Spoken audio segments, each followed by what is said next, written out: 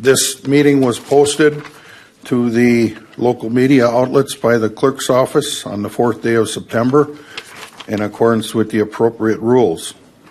We're going to rise for a moment of silence and prayer, reflecting on what happened 23 years ago today.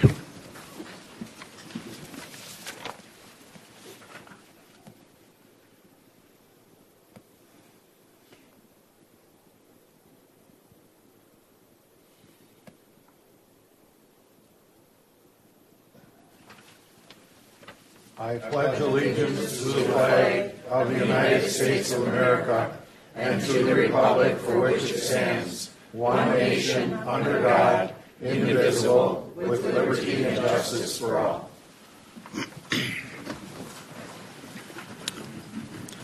The minutes from our August 14th meeting were in the packet. Are there any corrections that need to be made? There being none, we'll record them as printed. And there was a Human Services Code report, was pretty self-explanatory. Any questions or concerns on that? Okay, then we'll move to number 3A, Intersection Safety Plan presentation by Mr. Scott Schmidt.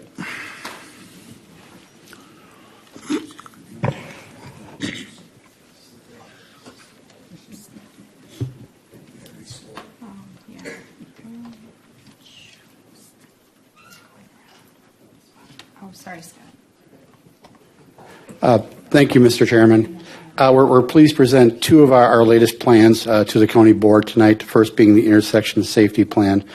A couple of notes of interest in the plans, and I'd like to start off with some thank yous. First and foremost, goes out to the Southeastern Wisconsin Regional Planning Commission. We'll show you during the presentation about what they were able to help with. Wisconsin DOT and their safety engineers helping us out. Mike Vandersand in our GIS department was truly instrumental. And Josh Glass, our Assistant Highway Commissioner and Traffic Safety Coordinator for the county, he did both of these plans in-house, which is just incredible. One of the only ones we know of in the state that are doing this in-house. And so we're very pleased to bring this to you tonight, both of these plans. The first one is the intersection safety plan, and this is actually the second iteration of this plan. We did a 5-year plan several years back that was culminated back in 2019 with data the 5 years previous to that. And with that plan, we made some improvements to intersections, which we'll talk to tonight. And now we're looking at the next 5 years, 2018 to 2022, and calling this our second edition. We also took into account some serious crashes that we were aware about on or after the 2022 date to look at those. It's important to note that what we're looking at is county-controlled intersections. And by that, if you look at the map that's on there, or on page 24 of your packet, it's all the little green circles that are up on your screen. When we say a county control, that means that the county controls the stop or traffic signals at the intersection, of stop control, a roundabout, traffic signals. If you think about it, it's always the higher entity that controls that. So if you have a state highway meeting a county highway, that means the state highway is in control of that intersection. So if we have State Highway 144 and Highway H intersection and the stop sign goes down, the state is actually the one that reinstalls or pays for the reinstallation of that stop sign. And they also decide if that should be a roundabout, a two-way stop, or four-way stop. So it's the higher level of government that takes control. So the county is, if it's a county highway and a county highway intersecting, or a county highway and a town, city, or village street connecting, the county then is in charge of that intersection and how it is controlled. And that's where you see a lot of the green dots that are up there on your screen right now, or on page 24 of the packet. And so if it's a local road versus local road, obviously it's the local roads that combine. Also, that I should note that we obviously have some roads that are on our municipal boundaries with our neighbors, Ozaukee County and Waukesha County. Even though we don't control some of those intersections, we did include it in the packet as well, because we feel that since they border Washington County, we should include those intersections to review as well. And later on, the same thing with the roadway segments. And then if we have any issues or concerns with that, we can talk with our neighbors and look for a solution that we can both work for. Also on the map, you'll see that since the last plan, we did jurisdictionally transfer several miles of roadway, and so those are also highlighted the orange or magenta colored, so you can kind of see the magenta ones we added County Highway R, but the orange ones are no longer under our control. So we did not include those in the second iteration. And again, the same thing on the following map iterates just what I said before. When we look at crashes, we look at actually three different types of crashes at the intersection. As you can imagine, the most simple one is total number of crashes. How many crashes occurred in that 5-year period? A pretty simple formula. Just get the numbers from the state of Wisconsin that our local officials put in. And if they are on the county line, we get the same data from Waukesha County, Ozaukee County. If they're on a city municipal boundary, we get that data too. It's all in one large database at the state. So it makes it very convenient. The second go around, extremely convenient versus the first go around where it was a little more challenging. And so we look at the total crash. We also look at crash rate. So you can imagine if you have 3 crashes in an intersection with only 100 cars coming in and 3 crashes at an intersection with 1,000 cars going in, the one with the higher crash rate is obviously the one with 3 crashes per 100 vehicles. So we look at the crash rate at those intersections as well, because not every intersection has the same volume of vehicles entering the intersection. And the last one we take into account is crash severity. If you could imagine, I'm just going to pick on the city of West Bend. A lot of the crashes in the city of West Bend are property damage only. Fender benders, 25-mile-an-hour car hitting another 25-mile-an-hour car, or people slowing down just before they impact each other. Out on the county highway, though, unfortunately, sometimes you have higher speeds. And so what they do is they add in the data. Let me just close this up quick, or that'll pop up all night long. They look at if it's a fatality, it's worth 10 points. If it's an A injury, which means someone was most likely transported to the hospital, it's worth 8 points. And you multiply it if there's 1 fatality times 10 or 2 fatalities times 10 to kind of normalize it a little bit. And so they look at the severity of the crashes. Again, you got a fatality versus someone leaves the hospital. Someone that's maybe the deputy can see they're injured, but they refuse to go to the hospital. So that's the Class B or Class C where someone goes, oh, my shoulder's really hurt, and that's about it. There's nothing really telling that there's an injury.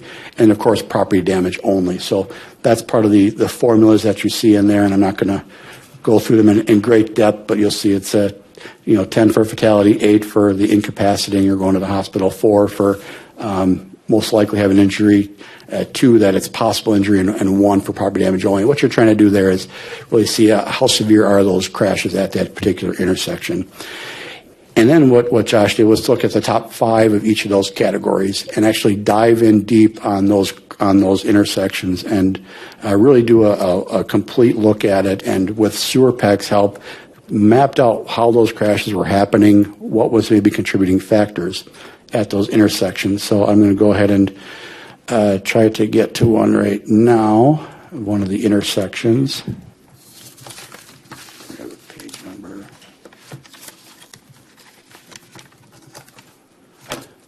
And so SewerPAC went through, and when they looked at an intersection, I'm just going to pick the first one, County Highway Q. We'll go back to that. But what they did was they did this nice map for us, which is on page 47 of your packet.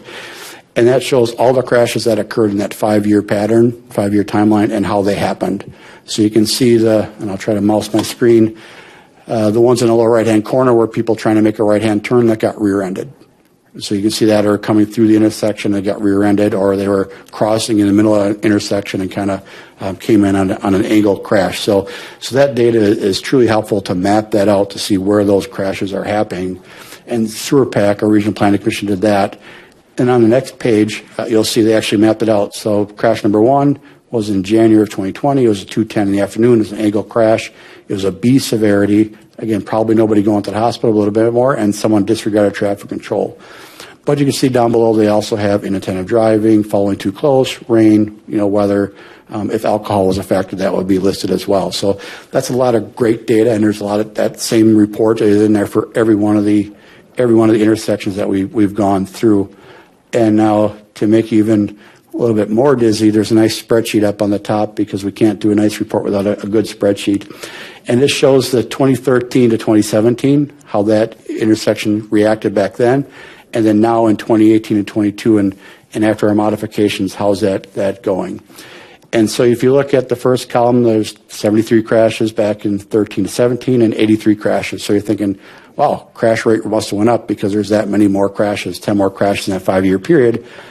But the rate was 1.6 crashes per million vehicles entering that intersection, and that went down to 1.4 million because the traffic volume went from 29,000 to 33,000 vehicles. So the traffic increased so much that even though we had 10 more crashes, the rate of crashes actually went down.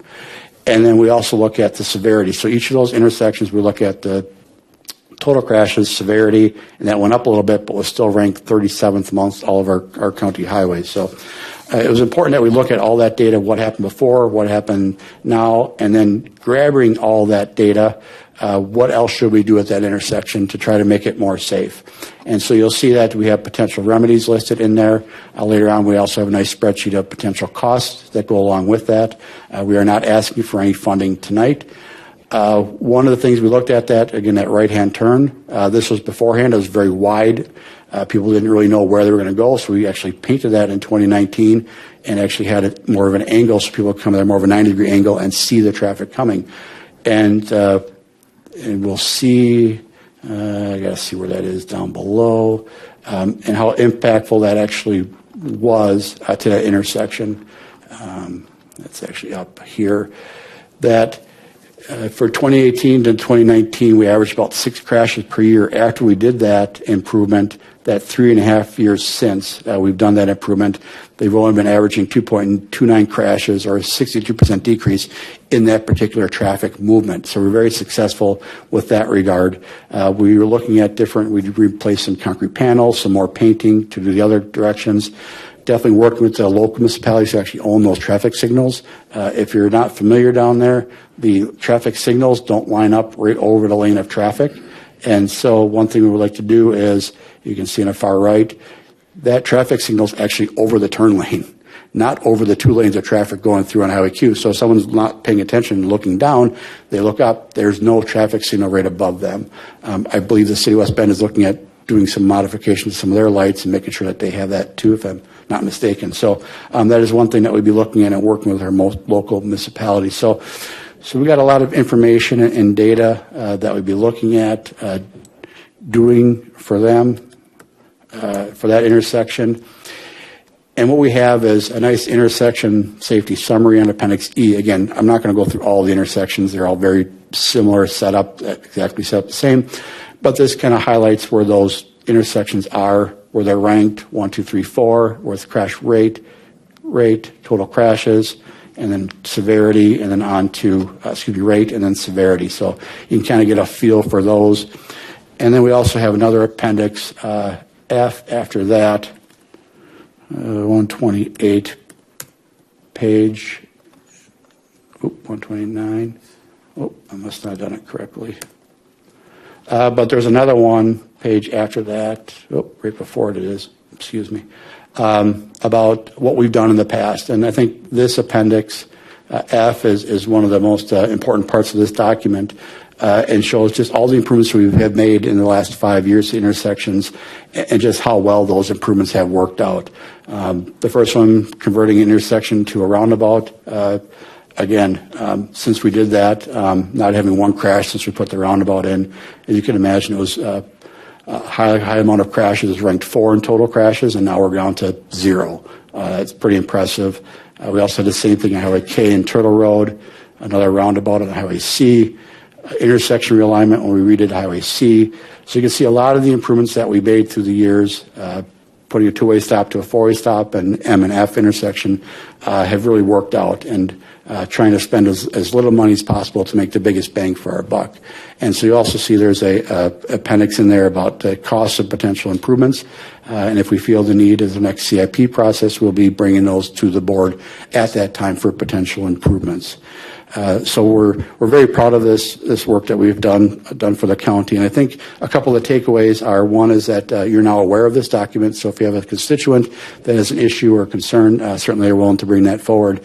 Number two, and even more importantly, is with the county executive's assistance and guidance, we're now going to offer this same type of crash reporting to the local municipalities.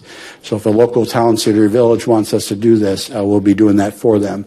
Now, the front-end document might not be as pretty as ours, but the back-end document, as far as looking at the intersections and providing recommendations, the mapping component, what you saw earlier with what they could potentially do at those intersections, that'll still all be in there. Again, we might not look at 15 intersections for a town, maybe it'll only be 10, just depending on where the data all lines up. It's amazing once you do this, you go, okay, total number of crashes. It doesn't take very long going, okay, here's the ones we need to look at. It's 70s, 80s, and it drops down to 20. And so that's what we kind of look at those data, same thing to crash rate and rank. We've got all the spreadsheets. If you were interested in where any intersection lies in any of those, we have all that data. So if there's a particular one that's not in there, we do have provided spreadsheets in there kind of overall. So the top roughly 50 are shown in each category. You got to remember we have close to 400 intersections. So can't do them all, but we are looking at the ones that we think are most important to look at and review. With that certainly concludes my report, and certainly if the chairman requests any questions, I'd be happy to answer them. Does anybody have any questions or comments, concerns? Supervisor Newman. Thank you. Scott, I just want to give another kudos to you and your team and Josh Glass for all the work. I mean, this stuff I understand very well. Yes. A few months ago, this did exactly what you just said. We had a intersection controlled by the county, along with another municipality, but controlled by the county. A complaint came in, and the answer back to that resident or that motorist was there in a snap of a fingers. We've studied it. We have it. This is the situation. It doesn't need improvements, or, it wasn't the answer that we'll look at it and we'll get back to you. That could take months to do. It's preventative research, I guess, yes. And it's important in obtaining grants and intersection improvement funds and all that stuff. So again, I truly appreciate all the work, because it is a lot of work. Yes. And along with the next report too, my comments are the same. But I appreciate all the work that your team does. Thank you. Thank you. Thank you. I'll echo that. Very good comments. So our next, Supervisor Mary. Thank you, Scott. That is an extremely comprehensive report, and I'm sure it took you more than one halftime during a football game to get it done. I wonder, are there any comparatives in terms of miles driven per resident within the county that compares us to other counties? I mean, where do we rank safety-wise? Are we near the top? Are we in the middle? Or where do we even know where we rank within the state? Are we one of the safest or one of the least safest, whatever? I don't have that information in front of me, but the Traffic Safety Commission meets quarterly, and we're given that data quarterly.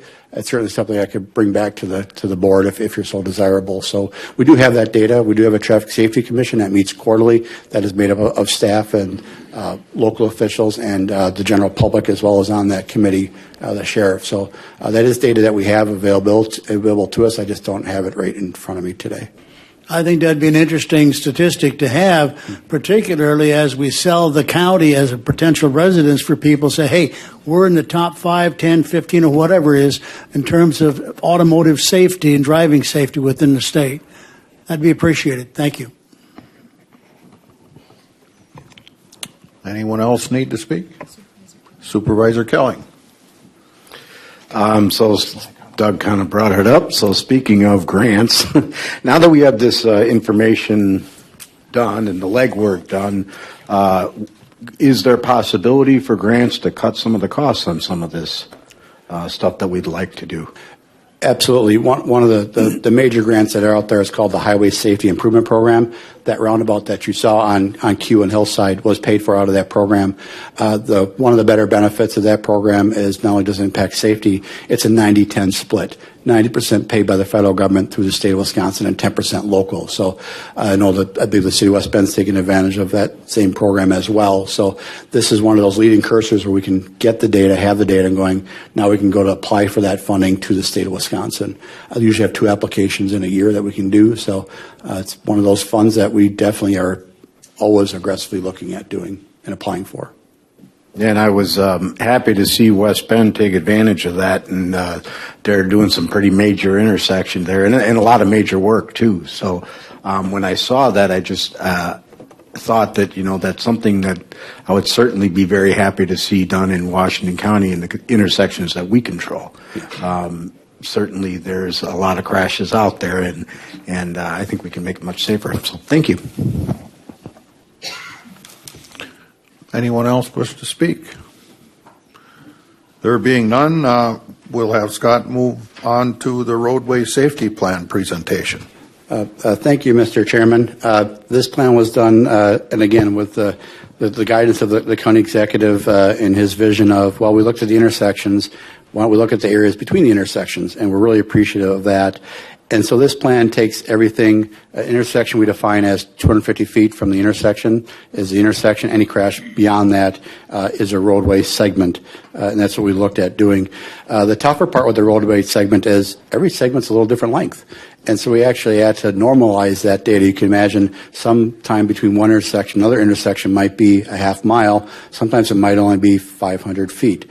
And so, or if, like case of Highway Q, you have intersection almost right on top of another intersection.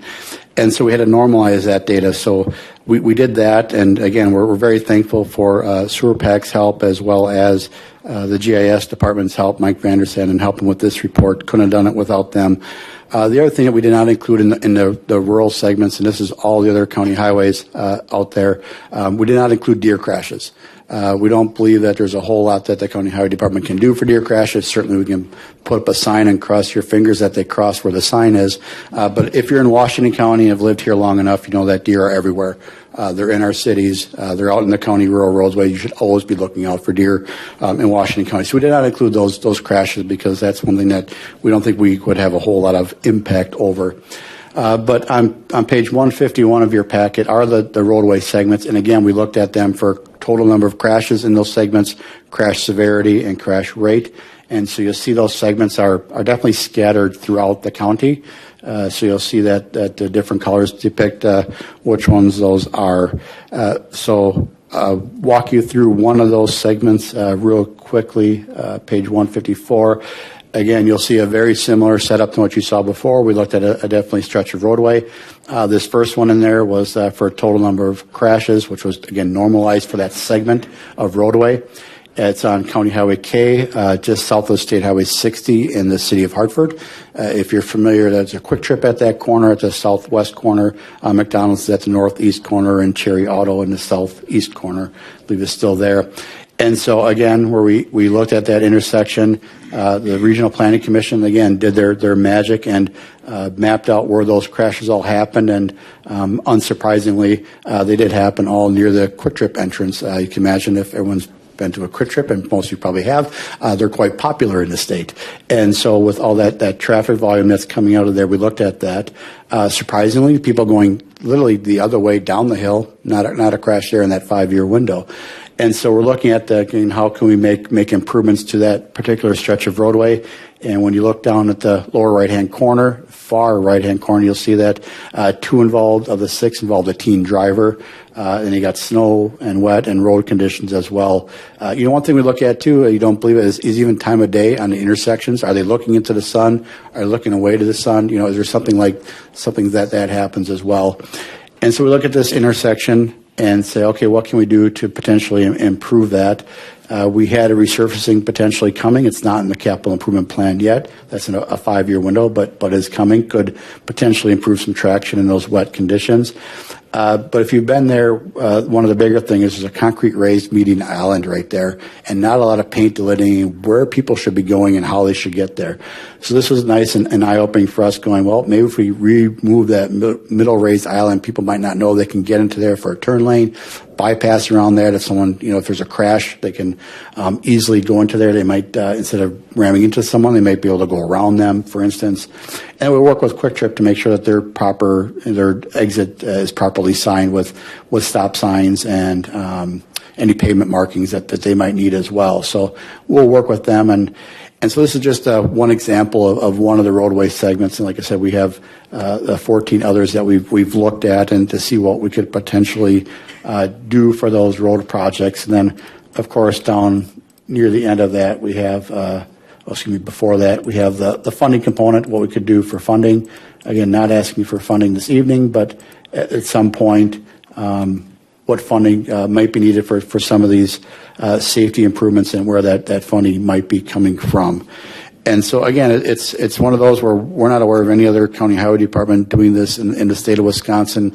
Those quarterly meetings I talk about, our traffic safety coordinator that's really in tune with the state of Wisconsin is usually in pretty much all of what we do here in Washington County for safety. So we're really proud of this one, and this one as well, with the county executive's assistance. We'll be out to the locals as well to see if there's stuff that we can do in those rural segments or even in the cities to improve safety. So it's very important that we look at those rural areas as well with the high speed. There's certain things we can do with painting and pavement, but also with rumble strips to keep them in their lane, or turn lanes, bypass lanes.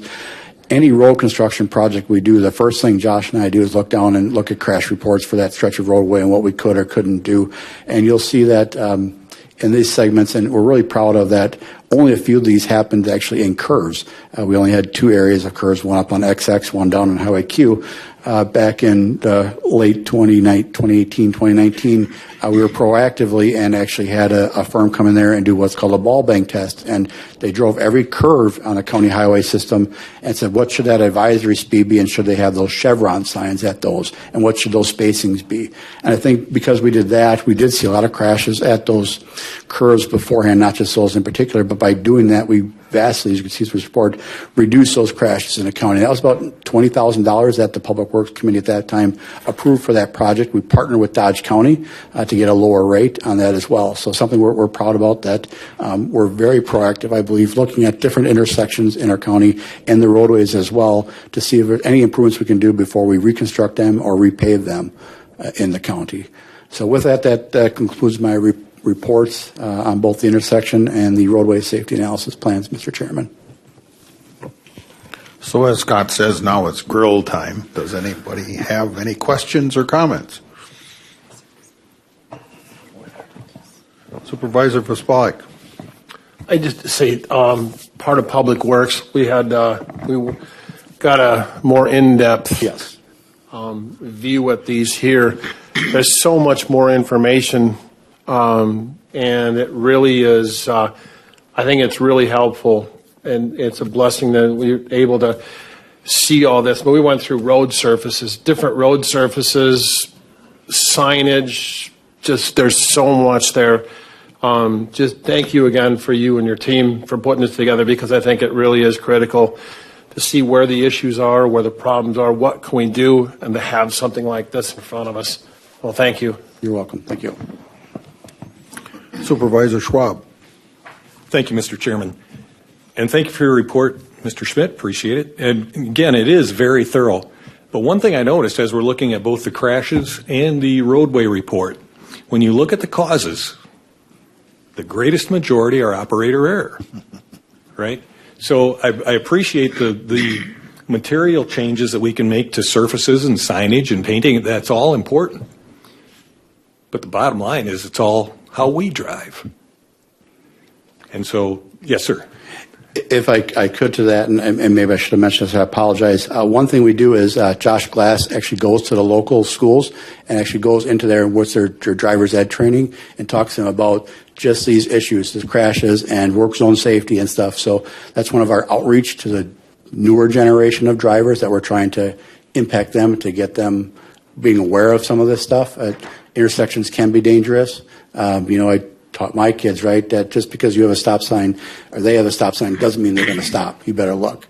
So that's one of the outreaches that we do for the county. And if any other school district wants us to come, we'd be happy to come.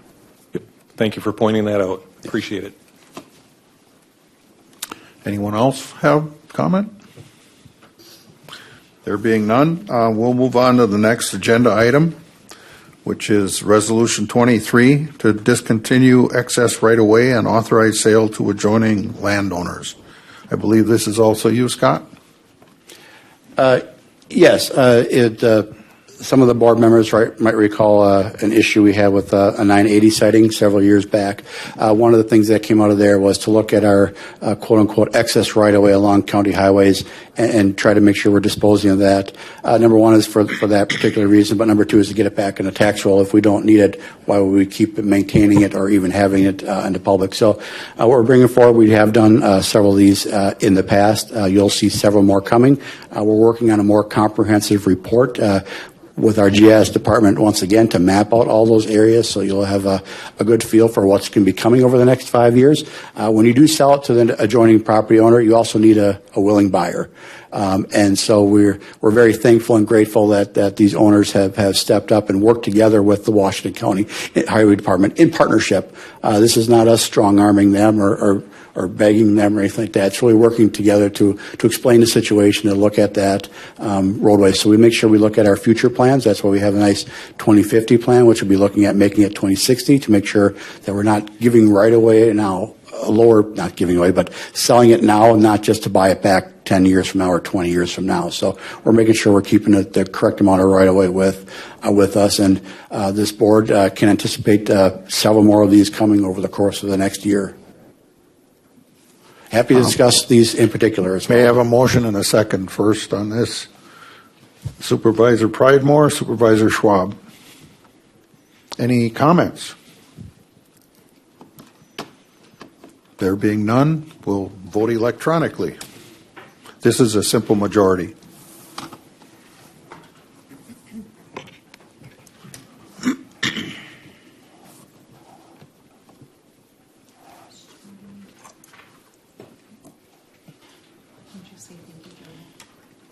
Thank you, Jody. It passes unanimously. Our next item is Resolution 24, amending the county board and UW extension budgets. Motion and a second, please. Supervisor Kelling, Supervisor Hartwig.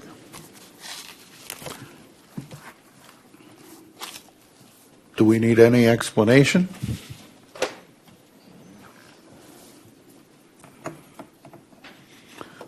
There being none, we can vote. We'll vote electronically. This requires a 2/3 majority.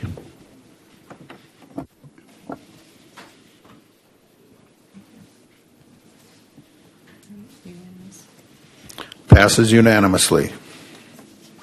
The next item on the agenda is Ordinance 2 to amend sections 15.5, 1523, and 1528 regarding the Washington County Home Program. Motion and a second, please. Supervisor Toma and Supervisor Shadran. Any discussion?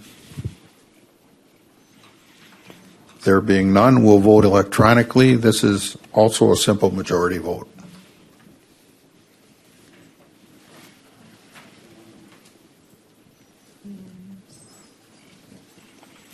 It also passes unanimously. Next is Ordinance 3 to amend Sections 15.4 and 70-29 relating to the Land Information Council powers and duties. This was essentially a rewrite to come in line with what the state suggests. Any motion by Supervisor Schwab, second by Supervisor Pridemore. Any discussion?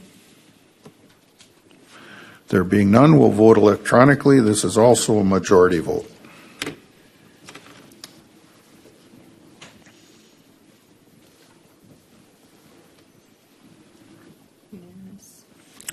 Also passes unanimously. At this point, I will entertain a motion to convene in closed session pursuant to Wisconsin Statute 1985, Paren 1D, for the purpose of considering crime prevention and detection, specifically to review the county's cybersecurity audit. Supervisor Mary, Supervisor Hardwig. His hand was higher. We'll do roll call starting with Supervisor Bailey.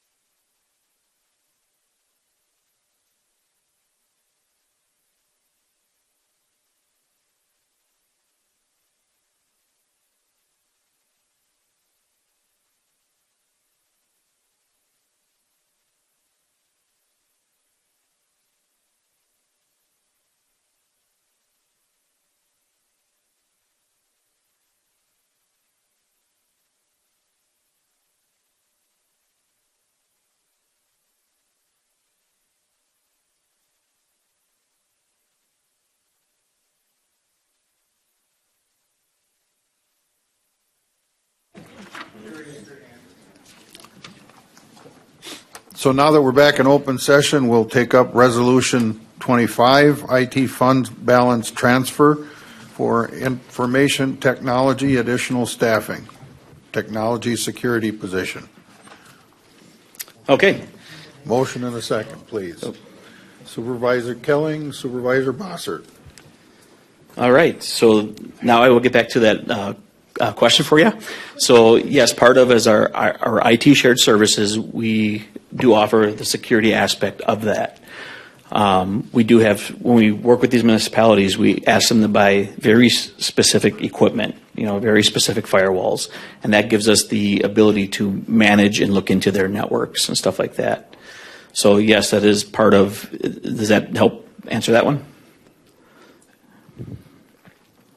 Okay.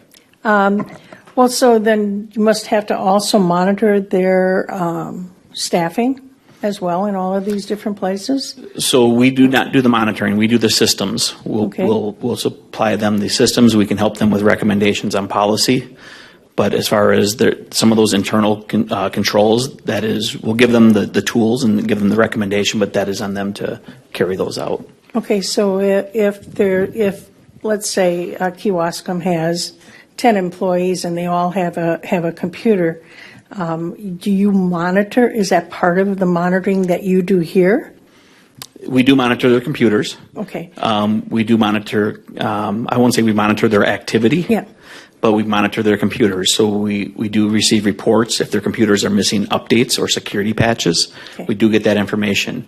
We do also get information on any virus that may come onto a computer or a network. We do get that information as well. We also do have access to information on what comes on their network through the firewall.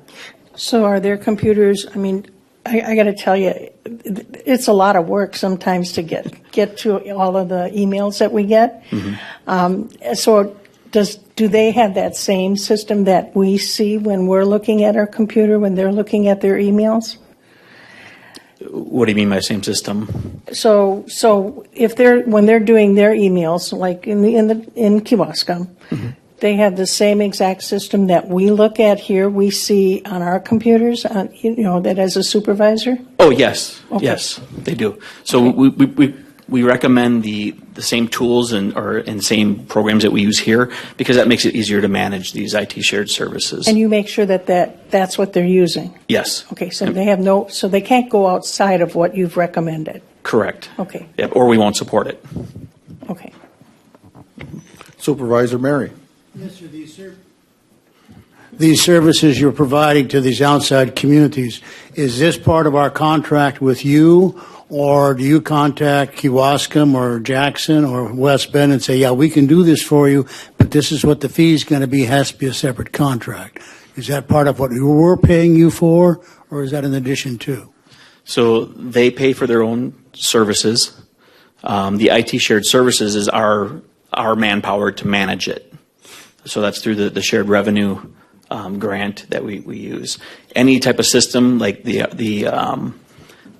firewall, the monitoring software, that's all purchased by them. Okay. Thank you.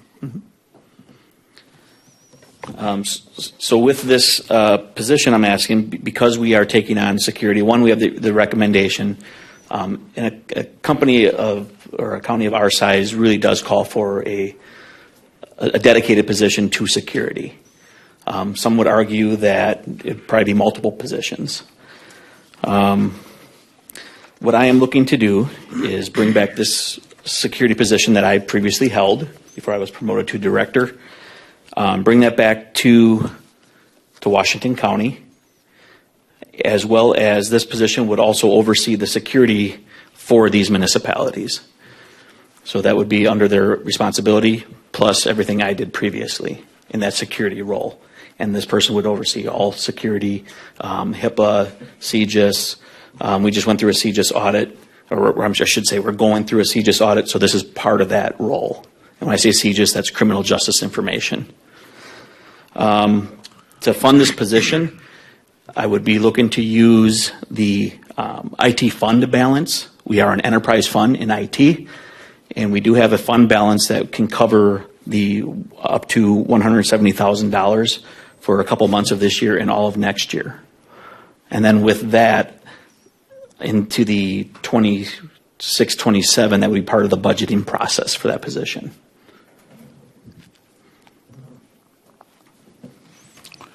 Supervisor Kelling. So this would be an increase in our overall IT costs across the county as well as the municipalities, correct? That is correct. So yes, the county would incur the cost, and then it would be shared out through the shared portion of it would be shared out through shared revenues. And I guess for the cabinet, then I would ask, is that reflected in our agreements with the grants with the municipalities? This increase in costs? The way that the rates are calculated, that we do that mutual recognition of value. The way those rates are calculated today, I don't believe that this position would be baked into those rates. However, on an annual basis, we'll be revisiting those rates, and so you'll see that again in a future year, right? So West Bend, for example, the value that we're all assuming would not be inclusive in 24, but moving into 25, we would look to include that in those MOUs. So would that just be an update, or would that actually be a new grant? It would likely be in the form of an update to the existing. Okay, because we have had them where they accept the grant and then, we continue from there. But in some way, I'd just like to make sure that it is noted to the municipalities that this is the extra cost, this is the increase, we are picking up the tab, and certainly maybe Lonnie bring it to the county executive, that I'd like to see that reflected so that should there come a time when there's a disagreement arises, as sometimes happens, that we're not providing or we're not doing enough or whatever, we can show the actual cost and increase that we've incurred on their behalf. Definitely makes sense. Okay, thank you. Supervisor Bossert, did you change your mind? Yeah. Okay. Supervisor Mary. Yes, sir. The $170,000, you said that's the balance of this year and all of 2025. Is that all of this year, assuming you're going to start October 1, so the last quarter of the year? Or it just seems like that's an awful lot of money, and I'm curious as to what all does that $170,000 include? Is that all benefits and everything else? So it is up to 170, and that's all dependent on when we hire this position. I don't anticipate this is going to be a quick hire. I mean, we want to do this right. We want to make sure we get the right candidate in here. I don't anticipate this being a quick hire. I don't anticipate it probably being until December or January, maybe even February. But that salary would be benefits, the base salary, and then all the other HR benefits and stuff. So assuming it's not till December, this $170,000 could be dramatically reduced. Absolutely. Okay, thank you. Mm-hmm.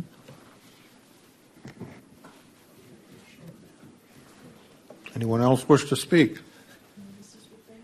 I'll say, when you get that person, work on this computer, please. Absolutely. This requires a 2/3 majority. We'll vote electronically when you ready. Yep.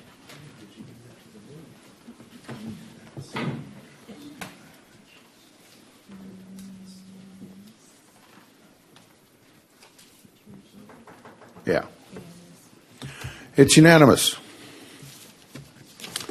Our next meeting is Wednesday, October 9th, 2024 at 6 p.m. This meeting's adjourned. Thank you all.